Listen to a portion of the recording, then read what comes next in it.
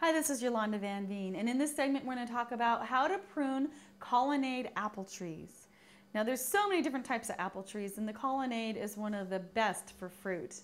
And it's a very easy tree to grow, but it's very important that you prune it from time to time.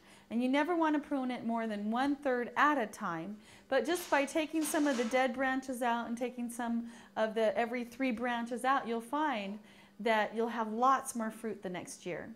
So when you're pruning any kind of fruit tree, the goal is to cut out a lot of the random branches towards the top of the tree, because those are usually the more fruity branches that's going to produce the more fruit, and you want to thin it out about 1/3 the size each year. And that way it won't just get tall and lanky, and it'll fill up and you'll get a lot more fruit quicker. And so just by cutting out, see the lighter colored branches, you can get a lot more fruit, and you just trim them out and even it out. So there's more sun that gets into the middle branches and the tree will do much better. If you have a fruit tree that's been established and it's really tall and not producing fruit, and you have not pruned it very much, then you can actually cut out some of the top branches, and what you're making is called a vase cut.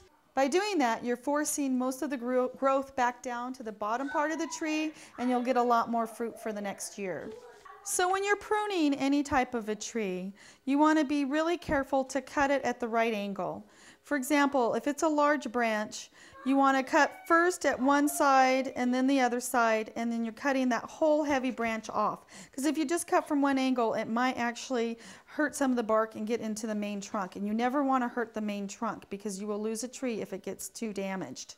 And you don't want to cut it too far out either where the CD cut is, because what happens is then it gets too much moisture and it'll rot and there's too much dead material.